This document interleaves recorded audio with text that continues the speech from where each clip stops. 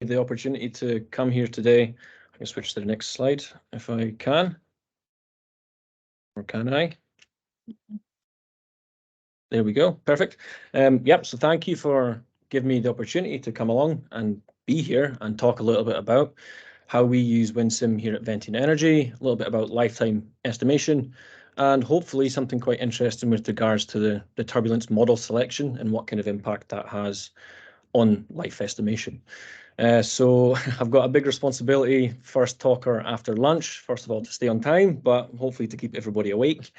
So yeah, hopefully this is some interesting stuff that I'm about to talk about. For those interested or who are inquiring, my dog's name is Finn, and he likes a walk around the wind farm just as much as I do. Okay, so who are Vention Energy? So we are one of Europe's largest independent owners and generators of onshore wind power. Currently have about 2.8 gigawatts of onshore capacity, which comes from 1,500 wind turbines, over 140 or so wind farms covering 6 countries that we can see highlighted in the map there.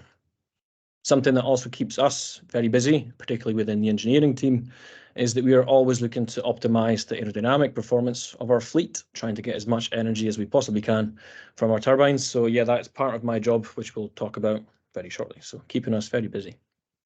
And these numbers are always growing, so just watch this space. I'm sure the capacity is just going to go up and up over the next months and years. A couple interesting facts about Vention. We do have 22 sites which are older than or at 20 years of operational life. It's about 300 of our 1,500 wind turbines. And we also have one of the oldest sites in the UK, which began operation in 1993, which makes it almost as old as me and still going strong, still operating, which is something we do take some pride in to keep a wind turbine operating for as long as it can. But those two statistics got me thinking, okay, we've got 22 sites that are now at 20 years or above. What's that going to look like towards the end of the decade? And here I decided to have a look at how that's now going to start to come across over the next 6 or 7 years. So as we move to 2024, the next 2 years, not much change in terms of the number of turbines that are now at their 20th birthdays. But as we reach the end of the decade, that number is only going to increase and could increase quite significantly. So by 2030, we expect to have at least 1,000 of our turbines actually now have made it to their 20th birthday. And that is more than 2/3 of our operational fleet as it stands. So this is quite an interesting chart to see. And it's something that we think will be a very similar picture across the industry, particularly when this boom in wind energy that we saw 15, 20 years ago, of course, these turbines are now starting to reach the end of their theoretical 20-year lifespan. So if repowering, lifetime extension, or even just life assessment wasn't on your radar, it probably will be in the near future, and it is already becoming quite a hot topic at conferences. So what does this really mean, and what do we really do about this? So questions now faced by owners and operators of wind farms, such as Vention, are now questions like, well, of course, what do we do at the end of the turbine life? But what's probably more important, or a less obvious question, is when even is the end of the turbine's life? Is it quite simply the turbine was designed to last 20 years, therefore anything above 20 years, that's it, the end of life is 20 years? Is it the lease agreement, so we're allowed to stay on site for 20 years? Is that actually the end of life? Or is it a technical measure? Is it something, we know the turbine is designed to last 20, but theoretically, structurally, it should survive 30, 35 years. So a very important question, when is the end of life?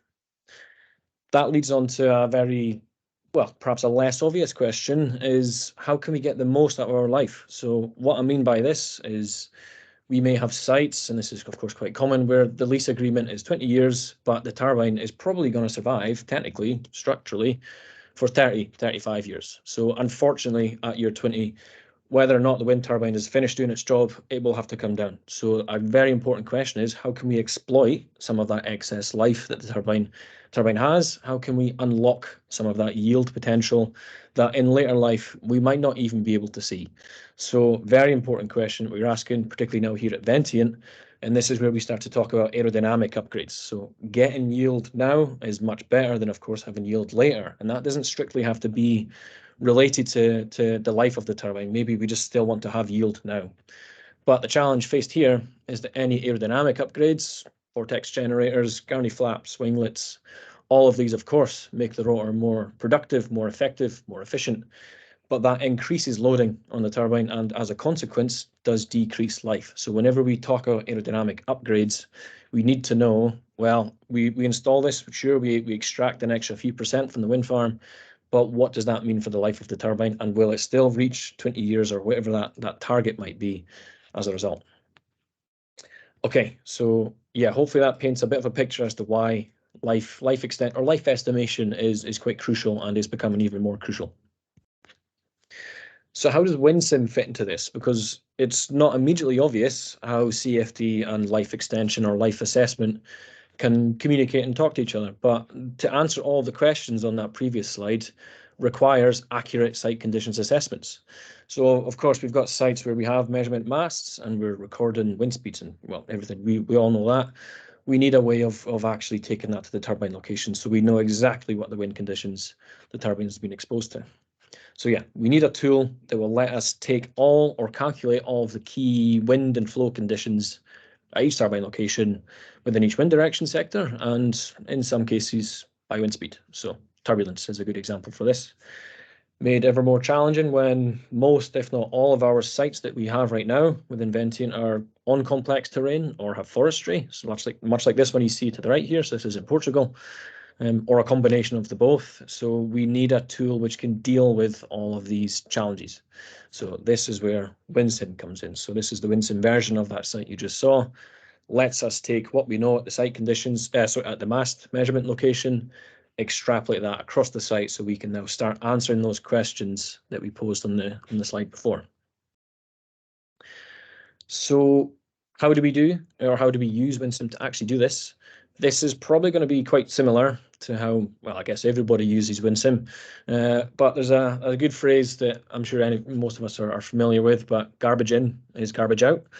So it all starts off with having good information and good maps to begin with, as much as we possibly can. So we'll start off taking the site. If we do have nice LiDAR scan data of the site, we will use that, of course. Otherwise, SRTM, AW3D30 maps, if it's acceptable in the UK, OS maps, which we can use. But these maps will always be checked against what we see in satellite imagery.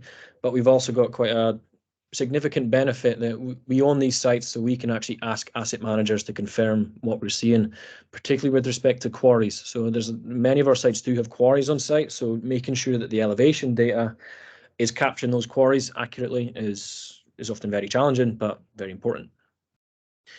Second step, again, very similar to how most of us deal with WinSim, but getting good cover for roughness.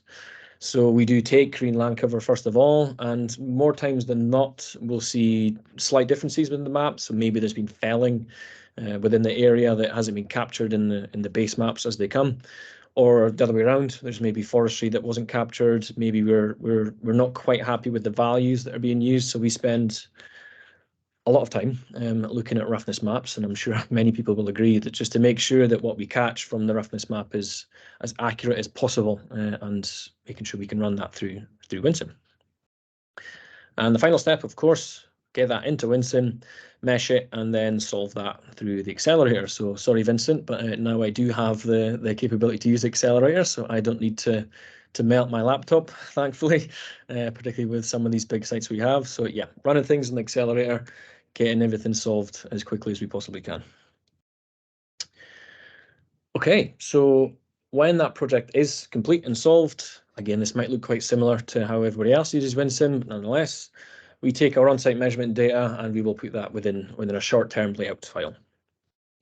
Now, more times than not, we do have turbines operational, because we are, of course, an operator of the wind farms, and generating wakes onto the mast whilst the mast is recording data. So the very first thing I tend to do at our sites, our projects, is to de-wake that mast. So I do use the power history outputs. So I take the waked and the no waked time series at the mast location, and then use that to calculate a wake to no wake ratio on a wind direction and wind speed basis, and then reapply those correction factors back into the mast time series.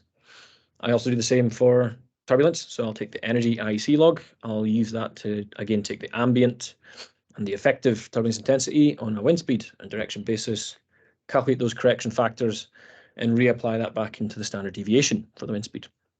So now we have a time series at the mast location, as though there was no wakes being propagated onto the mast.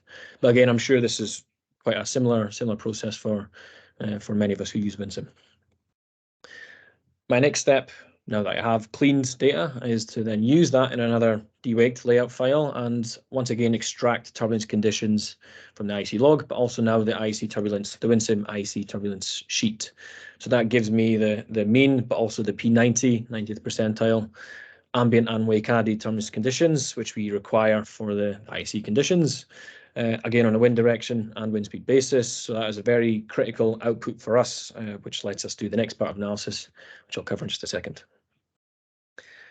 Because we've now got this nice short-term clean data, we can now do our long-term corrections. So do an MCP process here, separate layout file, and then we will use the turbine assessment outputs and extract everything else we need for the IC conditions assessments. So waked and no waked viable conditions, distribution, inflow angles, wind shear exponents, density. So everything else that we need, but this will then give us lots and lots of valuable information at our turbines, so we know exactly what conditions they're actually exposed to, what they're operating under. Very important information. Sometimes lets us flag potentially any concerns we may have with turbines, particularly when these turbines are part of us and paying our salaries essentially. So yeah, this helps us maintain our babies when they're in the field. So very important we have this information. So this next slide, I'm not going to do it any justice. Talking about how we actually assess the life of a turbine or set of turbines is a whole presentation in itself. But what we do to get that life is what's called a relative analysis. So it all revolves around an aeroelastic model where we'll take the design conditions of the turbine that's on site, class 1A, 2B, whatever that might be, and we know exactly what those wind conditions are for the design case. And theoretically speaking, if the wind turbine was exposed to those conditions for 20 years exactly, then it would fail at the 20th birthday. So that's theoretically the design kind of standards of the turbine. We'll run an aeroelastic model using the design conditions. We'll then calculate loads across the blades, across the turbine tower and the nacelle. And then we can use that to then contrast against another aeroelastic model, which has now used the real site conditions that the turbines have seen. Again, recalculate loads and recalculate everything across the turbine rotor and the blade spans, and then contrast that against what the design loads are. And they can run a rainflow calculation to estimate fatigue life. So as you can imagine, if a wind turbine has actually been designed for, say, a 16% turbulence intensity, but the real turbine is actually only experiencing 10% turbulence intensity, then actually it's going to survive much longer than 20 years. Well, not strictly much, but assuming everything else is the same, then the 20-year lifespan is going to be longer. So we expect to see 25, 30 years, whatever it might be. So that is, well, I suppose in a nutshell, what relative analysis is. But this is just fatigue analysis. It's not covering absolute analysis, or we're moving into the realms of FEM and fatigue, finite element analysis just yet. So once we have those life predictions complete, we can now start to answer those questions. Okay, we know the wind turbine is going to survive 25, 30 years. We know our lease agreement is going to expire after 20 years. Now, can we actually exploit some of that life and bring it forward? So we could do an aerodynamic upgrade. Is it still going to be safe? But not just to do with aerodynamic upgrades. It's also just this turbine is now 19 years old. We need to really start thinking about repowering. Do we do that or not? But whilst we answer that question, is it safe to keep the turbine running? Yes or no? So this is very critical in a lot of pipelines and deciding what to do with our operational wind farms across Europe. So yeah, that hopefully gives a bit of context about lifetime assessment and how critical it can be, and how perhaps more important it's going to be as years move on and the number of wind farms start to reach their 20th birthday. Okay, so yeah, I said at the start I had hopefully some interesting findings with regards to the turbulence model selection and what kind of impact that has on the fatigue life of the turbine. So I think now is a good time to jump into that. Very quick disclaimer, my explanations for what we're seeing and why is still indicative. There's still some investigations to be done, but I am more than interested to hear other people's perhaps feedback or their thoughts. Maybe they can explain things better than I can. So please do get in touch or ask a question at the end if it's something that you might have spotted that I can't see. So the site we're looking at here is one in Scotland. We have 12 turbines, 2 megawatt turbines, so a relatively standard size machine. Not a huge site, about 3 kilometers side to side. So not huge, but yeah. And we do have forestry on site, nothing too extreme, a model nonetheless. And the terrain is moderately complex. So it's quite rolling hills, but still some quite steep terrain slopes. And definitely a CFD problem here. So elevations on site kind of 400 to 600 meters above sea level. That little red diamond you can see in the peak kind of in the center is the mast locations. That was where we had the measurement mast on site. So the CFD setup, again, not a huge project because it's not a huge site. About 8 million cells. We did go for 20-meter resolution in the refinement region at least, using SRTM data, and as we've discussed, roughness from green land cover after checking against satellite imagery and what have you.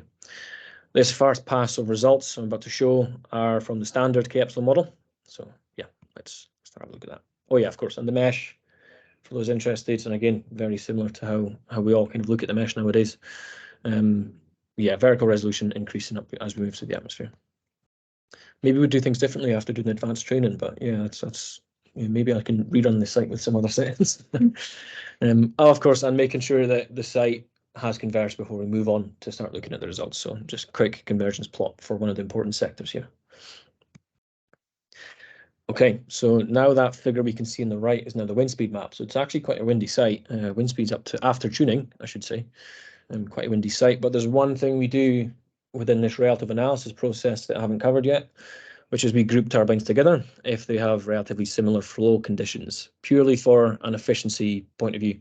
As you can imagine, if a wind turbine is next to another and it has very similar wind conditions, then you'd expect to see a pretty similar life estimate at the end of the day. So this is purely an efficiency measure here. So group things by turbines, but also by wind direction sectors. So if the wind's the same in 2 neighboring sectors, we'll probably just group them together. So important because I have quite a key chart that I do show that I do need to kind of explain in just a little second. So we flagged cell D as a problem at this site with winds from the west and the northwest. Cell D is that red hashed region just up of the center, turbine 4 and turbine 7. So it's just a 2-turbine cell, but was flagged quite immediately as a two turbines that were causing us problems. So let me just explain why. But before I do, that chart that I will show you for well, explain what's going on here, because there's quite a lot of information in this chart, but it's a very critical one for the life assessment. So this is the representative turbulence or the effective turbulence plot against speed for the sector and cell grouping. So this is an example of cell A and between direction sectors 225 and 247. So 16 sectors run at this site. So the black dashed line is the design value. So turbulence class A, class B. We know this figure depending on what turbine's on site. And then the individual blue lines, which hopefully you can see behind the chart, are each of the individual turbine plots and sector plots which make up this cell grouping. So cell A had 4 or 5 turbines, so there should be about 8 or 10 individual blue lines in that chart. Purely from the CFD, so this is after initiating from the mast location. And then that black line is the weighted average across each of those individual blue cells and blue turbine plots. The red line is the SCADA. So this has come straight from the SCADA output. And well, immediately what we could see is, well, we're below design, but this is very good agreement between what we see at the SCADA. Of course, taking SCADA with a pinch of salt, it's not always perfect, but it's reassuring to see that the model is lining up very well with what we see from SCADA. So this has given us a lot of confidence in the modeling process. Okay, so this chart you can see is a good chart. We can see we're below design conditions, so we're not immediately concerned. The problematic cell looked like this.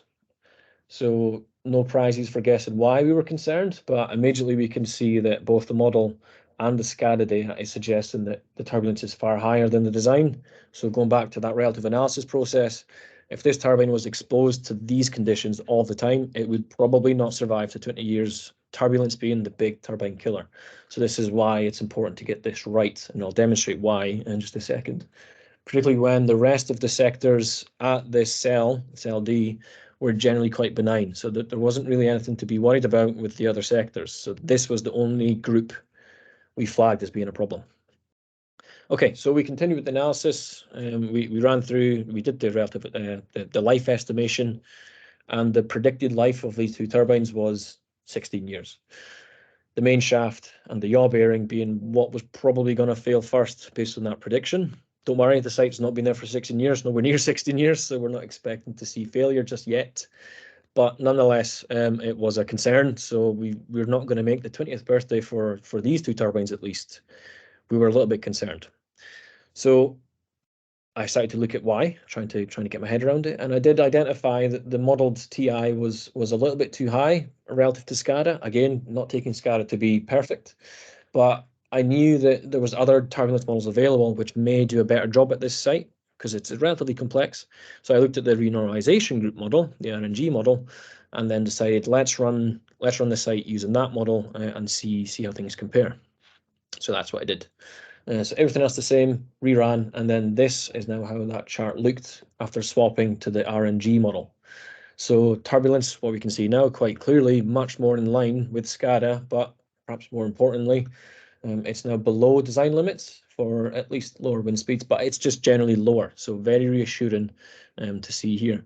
I will also point out that in swapping to this model, not much else really changed. It was primarily the turbulence that changed. So from wind speeds, inflows and everything else, not much change. So it's probably reassuring, but the turbulence, of course, very critical for life estimation. So this is why at least here at Ventient, we boil down into this as much as we do.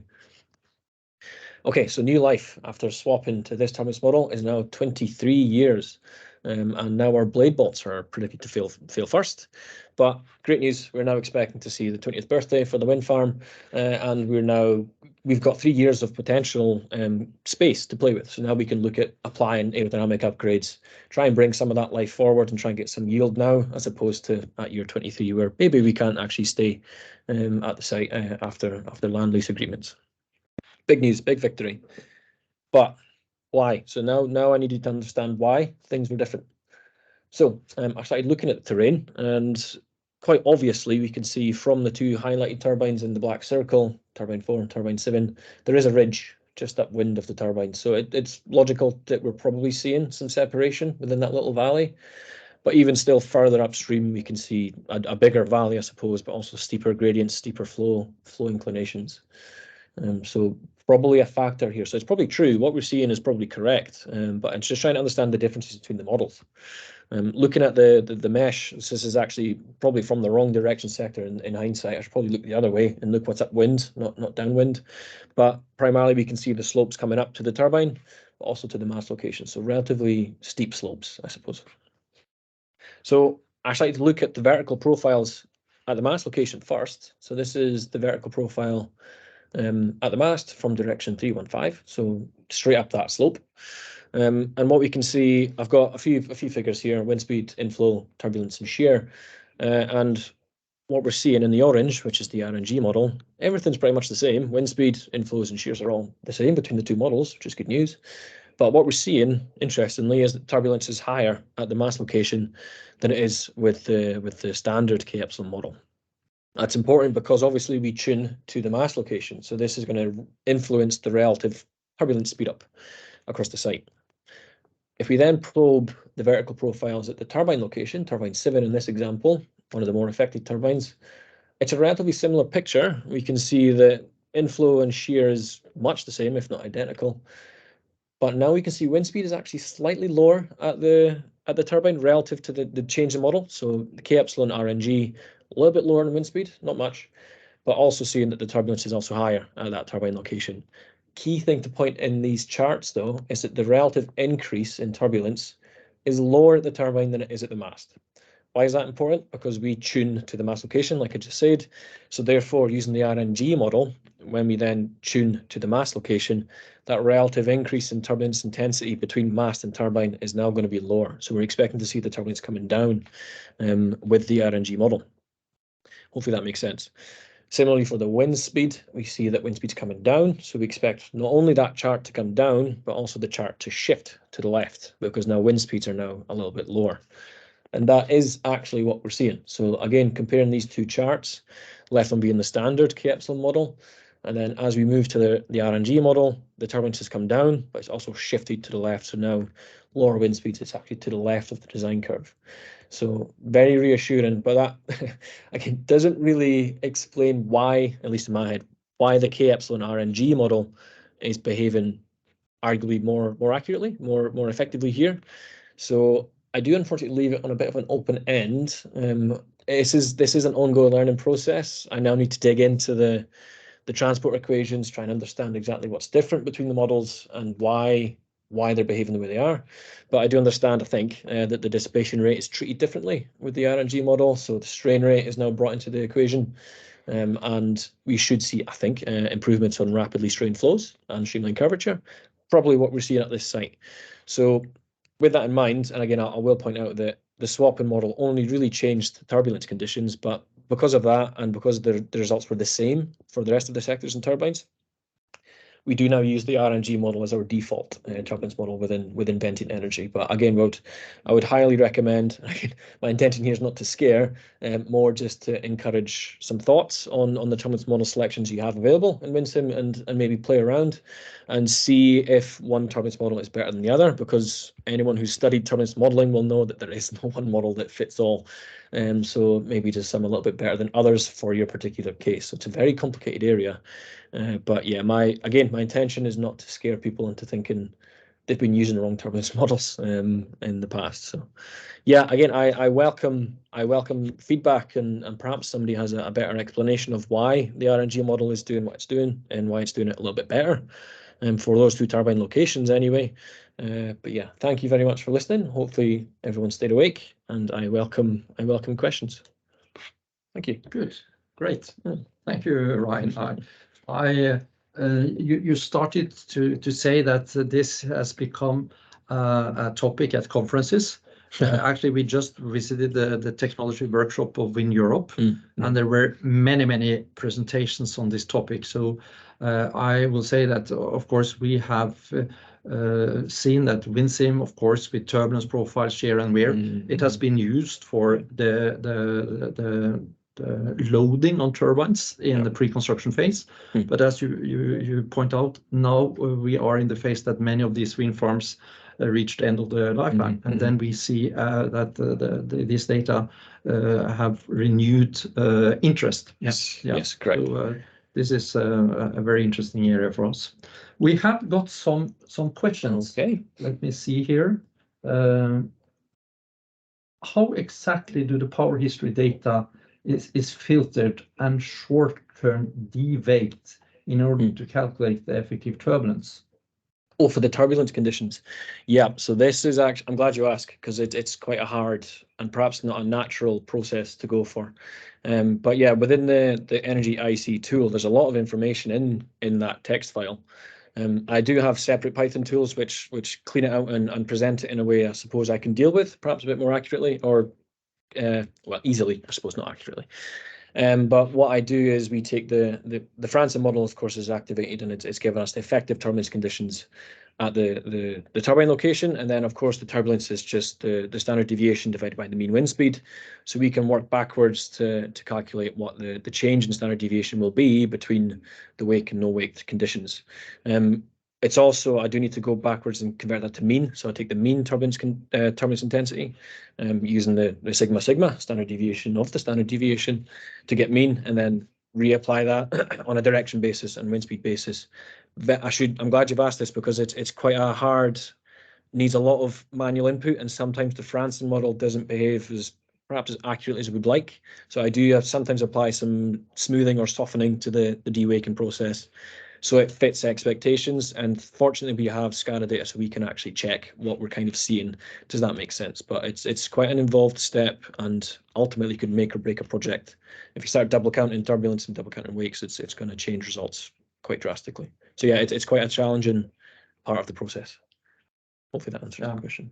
I hope to, but here clearly it would be nice to have a fiscal user meeting. Then you could discuss this in the coffee break. Yeah. I would actually encourage that the one that asked this question contacts Ryan directly. Yes. There was some other questions as well, but time is running, so I will pick the next one here. What software did you use to calculate the component size-specific design life? Oh, so we use Bladed for that. Bladed. So DNV Bladed. I know OpenFast does something similar. We do plan to move to that in the future, but right now we use Bladed to do the aeroelastic modeling. And then there is a question about this wind farm that was running since 1993. What wind farm was it? There is a guy from Ireland that also have an old wind farm. So good.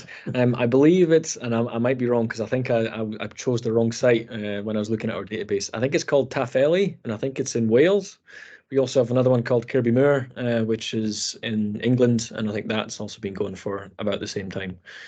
So yeah, quite old, and very, very small sites relative to what we can see nowadays. So kind of bonus turbines, kind of 600 kilowatts, 300 kilowatt turbines. Cute, I think is the right word to use. But we still have them running, and they're still going strong. So it's good news. Okay. This is Shane Holden from Board Namona. So I think you probably know him. Possibly.